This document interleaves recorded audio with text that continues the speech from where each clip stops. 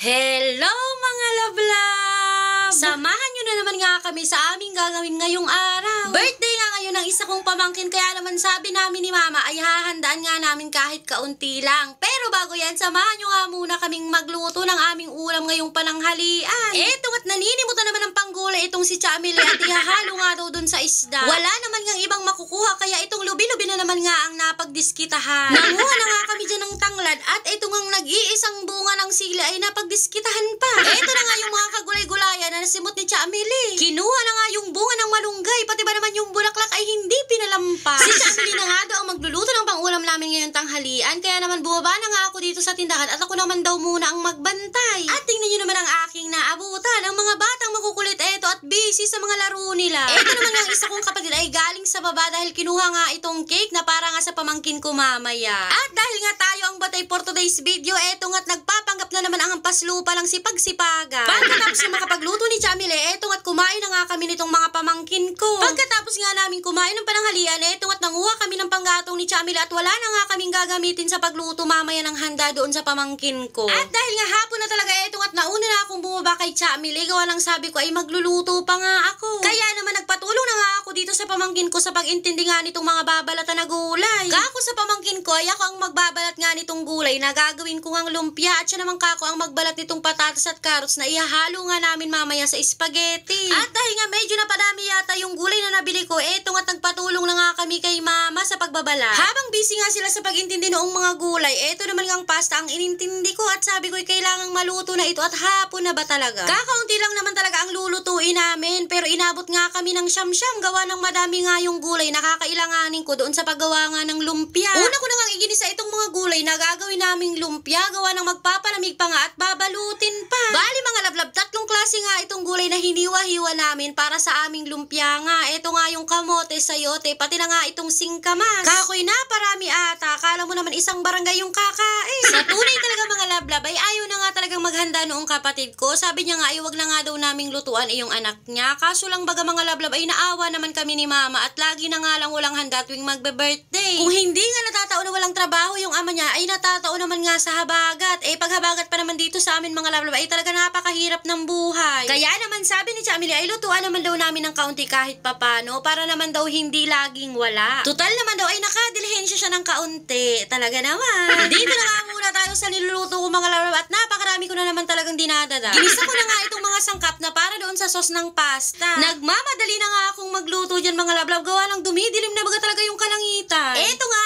dapat ay pang merienda namin kaso lang talaga hindi na kinaya kaya naman sabi ko nga ay panghapunan na nga lamang. Pagkatapos kong mag-isa yung mga sangkap, isinunod ko na nga agad itong manok na nilaga ko kanina. Pagkatapos ay inilagay ko na nga rin itong carrots at patatas na isa din sa dahilan kung bakit inabot kami ng siyam-siyam sa pagluluto. Itong niluluto nga natin mga lablab ay sariling version ko ng white spaghetti. Nito nga mga nakaraang araw ay nasasanay na tayo sa mga patsamba-tsambang luto baga. Kaya naman hindi ko talaga alam kung anong kakalabasan nito. Nang medyo luto na nga itong gulay ay inilagay ko na nga itong cooking cream. Ay shala, may pa cooking cream. Sa tunay talaga mga lablab, hindi ko talaga alam kung bakit naisipan ko yung ganitong klaseng luto. Kaya naman habang nagluluto ako dyan ay pinagdarasal ko talaga na sana ay magustuhan ng mga bata. Eto nga at okay na nga itong sauce kaya naman sabi ko ay ilalagay ko na nga itong pasta. Inabot na nga talaga kami ng gabi gawa ng hapon na nga rin talaga kami nagsimulang magluto. Luto na nga yung ating spaghetti at sakto naman matatapos na nga rin itong kapatid ko sa pagpiprito nga nitong lumpia. Nang matapos nga kaming magluto ay inipon ko na nga itong mga pamangkin ko at sabi ko ay kakantahan lang muna namin si Kuya Lance. Happy birthday to you. Happy birthday, happy birthday, happy birthday to you. Happy birthday, happy birthday to you. Yay! Yay!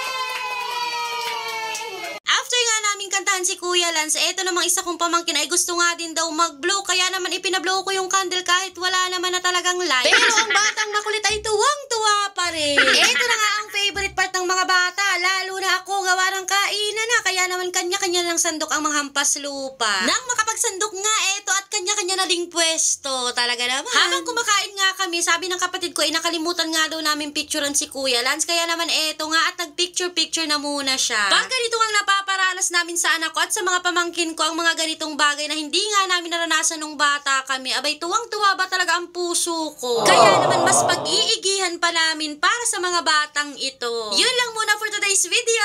Salamato!